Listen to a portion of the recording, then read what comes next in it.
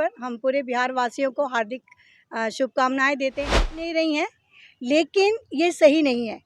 Pushpam Priya ma'am गांव-गांव तक गई हैं। आपको बता दें एक बहुत महत्वपूर्ण बात कि जो आज की जनरेशन है, मुझे लगता है कि जब से वो पैदा हुई है 30-35 साल में, हम लग रहा है ऐसी कोई बात नहीं है। इलेक्शन जीतना उनका मकसद है ही नहीं।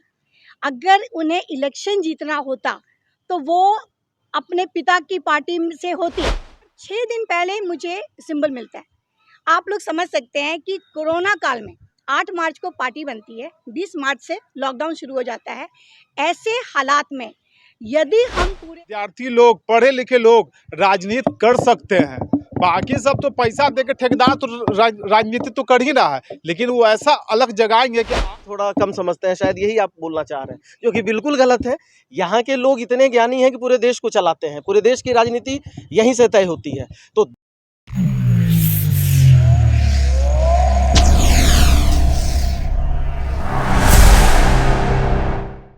सबसे पहले तो पूरे बिहार की जनता को और आप सबको प्रणाम। आज के इस पावन अवसर पर, रामनवमी के पावन अवसर पर हम पूरे बिहार वासियों को हार्दिक शुभकामनाएं देते हैं और ये आह्वान करते हैं, निवेदन करते हैं कि आइए प्लूरल से जुड़िए और एक नया बिहार बनाने का जो हमने संकल्प लिया है, हमारी राष्ट्रीय अध्यक्ष पुष्पम प्रिया चौधरी जी ने जो संकल्प लिया है, उस संकल्प में हमारा साथ दीजिए और बिहार एक बेहतर बिहार के निर्माण में अपने आप को इसका सहभागिता साबित कीजिए। 2020 का इलेक्शन हो रहा था, उस समय में पुष्पम प्रिया जी बहुत दिख रही थी, लेकिन ऐसा कहा जाता है जो दिखता है वही बिकता है। लेकिन 2020 के बाद पुष्पम प्रिया जी दिख नहीं रही है, तो फिर आगे कैसे काम होगा? 2024 है, 2025 है और अब इलेक्शन का सामने आ चुका है, तो अभी तक पुष्पम प्रिया दिख नहीं रही है मार्केट में, कैसे आगे काम चलेगा? देखिए, ये तो आप लोग कह रहे हैं कि दिख नहीं रही हैं, लेकिन ये सही नहीं है। पुष्पम प्रिया मैम गांव-गांव तक गई हैं। हम लोगों ने निर्माण यात्रा स्टार्ट किया था और हम लोग की पूरी कोशिश थी कि हमारी प्लूरल्स टीम जो है वो गांव-गांव तक पहुंचे। ये अलग बात है कि आप लोग हमें देखते ही नहीं हैं। जब आप देखेंगे और आप देखेंगे तभी तो आप जनता को दिखाएंगे। तो ये जो देखने और दिखाने की जो जिम्मेदारी है वो आप लोगों पे जाता है।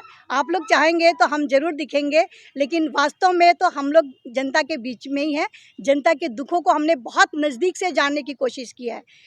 गांव-गांव में हम गए हैं, एक-एक जो आंगनवाड़ी स्कूल और अस्पताल जो है, सरकारी अस्पताल, उसकी दयनीय स्थिति को हम लोगों ने बहुत करीब से जानने की कोशिश किया।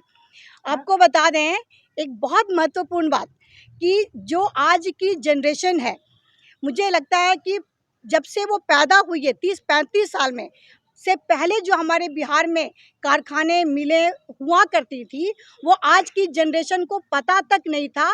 पुष्पम प्रिया चौधरी जी ही हैं जिन्होंने इस बात को उजागर किया और उन्होंने जो हमारे युवा हैं उनके सामने रखा। युवाओं को ये पता चला कि हाँ, बिहार में आज से 30-35 वर्ष पहले कितने रोजगार, कितने कारखाने हुआ करते थे। मैम, 2024 का इलेक्शन है और 25 का इलेक्शन है, इसके लिए पुष्पम प्रिया चौधरी और प्लूरल्स पार्टी दोनों क्या कर रही है?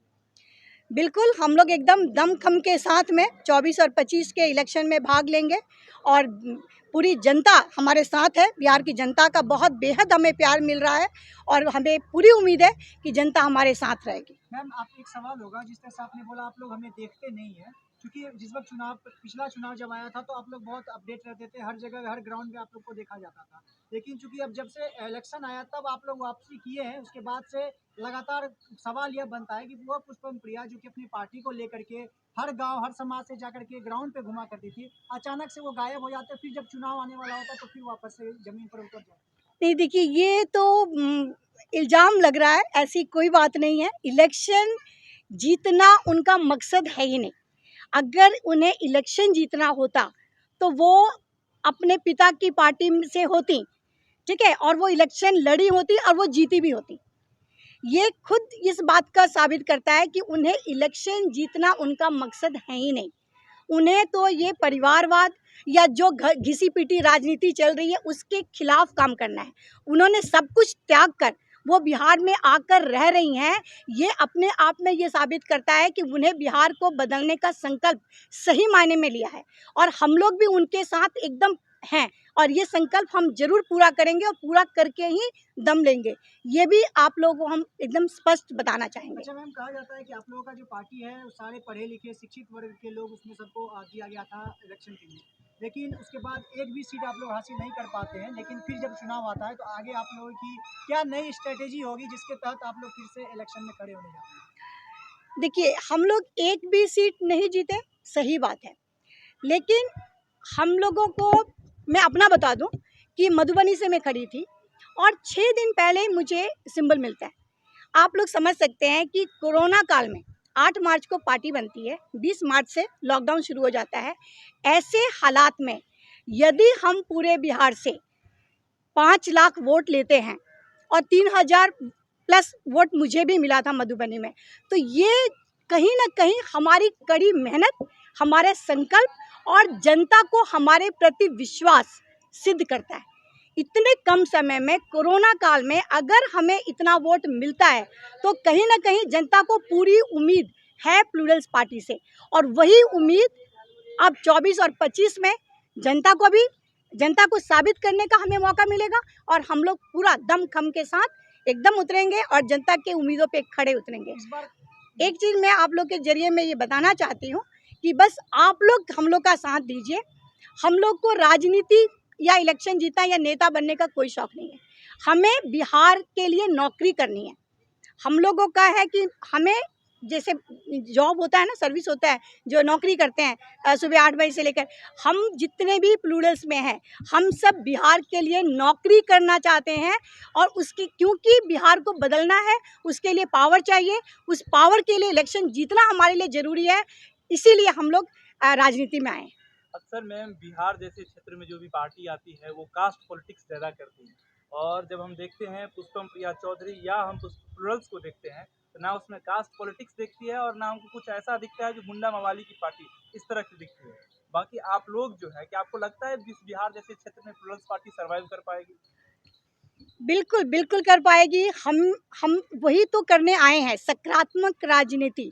आप लोगों ने सुना होगा राजनीति में पहली बार इस शब्द को जोड़ा गया था, सकारात्मक राजनीति।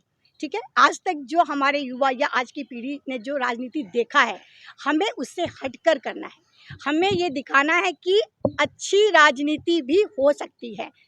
ठीक है, उस राजनीति के तहत आप लोग जो कहते हैं कि दिखते नहीं है तो सड़क जाम करना या ये झूठ-मूठ का दंगा करवाना या फिर सड़कों पे रैलियां निकालना, हमारी राजनीति के तहत ये नहीं है। हमारी राजनीति के तहत जनता के तकलीफ़ों को समझना, समस्याएं सबको पता है, आप भी जानते हैं कि बिहार कहाँ था और कहाँ पहुँच चुका है और उसको ऊपर लेकर आने के लिए एक अच्छे नेतृत्व की आवश्यकता है।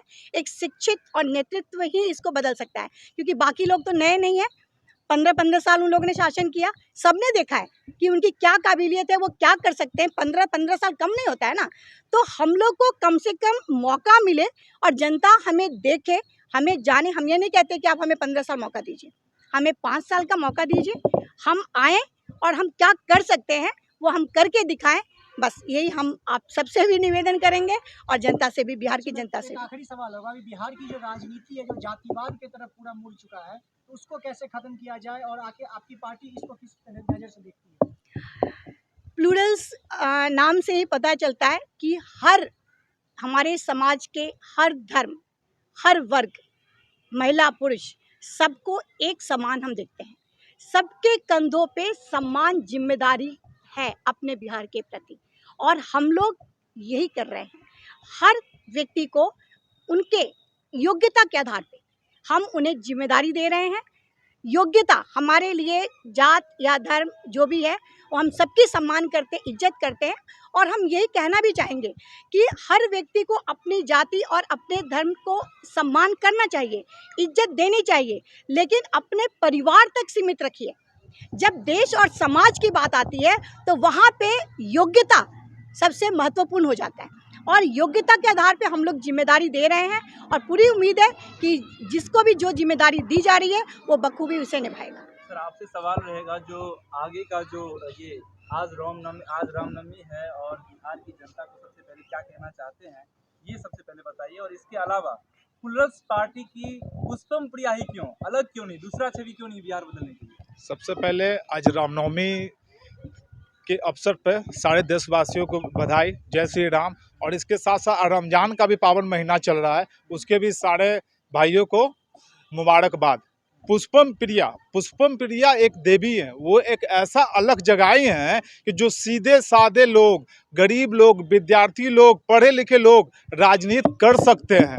बाकी सब तो पैसा देके ठेकेदार तो राजनीति तो कर ही रहा है, लेकिन वो ऐसा अलग जगाएंगे कि आम आदमी भी नेता बन सकता है, आम आदमी भी बिहार को सुधार सकता है। चलिए बाकी सर आज का बताइए, आज आप गांधी मूर्ति के सामने में आए, क्या कोई नया संदेश है? यस, एकदम नया संदेश है। आपको याद होगा गांधी जी को गोरों ने मतलब ट्रेन पे से फेंक दिया था, आप लोग भी पढ़े होंगे, गांधी जी को गोरों ने ट्रेन पे से फेंक दिया था।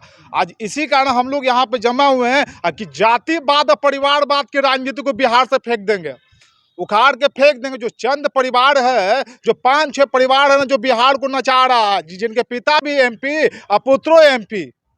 चलिए सर आपसे भी कुछ सवाल रहेगा, आप भी कुछ बताइए। सर ये बताइए कि बिहार में अब 2024 में इलेक्शन है, 2024 में लोकसभा और 2025 में विधानसभा, आगे क्या स्ट्रेटजी रहेगी आपकी? स्ट्रेटजी तो जैसा कि मैम ने भी बताया है कि बिल्कुल साफ है। एक ऐसी राजनीति जिसकी ज़रूरत बिहार को सख्त से सख्त है, क्योंकि आप देख सकते हैं कि बिहार की क्या स्थिति है। तो जब आप अच्छे तरीके से काम करना चाहेंगे, तो जैसा कि आप सबों ने सवाल पूछा, लेकिन मैं उसमें एक चीज़ ऐड करना चाहता हूं कि बिहार को इतना कमतर नहीं आकी है। यह सवाल खुद में सवाल एक खड़ा करता है कि बिहार के लोग कैसे समझ पाएंगे।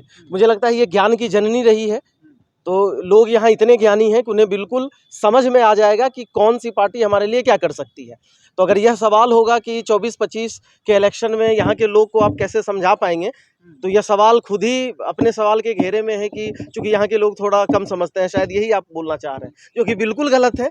यहाँ के लोग इतने ज्ञानी हैं कि पूरे देश को चलाते हैं, पूरे देश की राजनीति यहीं से तय होती है। तो देर आएगा लेकिन वो दुरुस्त आएगा, लोगों को जरूर समझ में आएगी कि कौन सी पार्टी हमारे लिए क्या कर सकती है। आपको नहीं लग रहा है बिहार के लोग जो है पुष्पम प्रिया को अभी तक नहीं समझ पाए?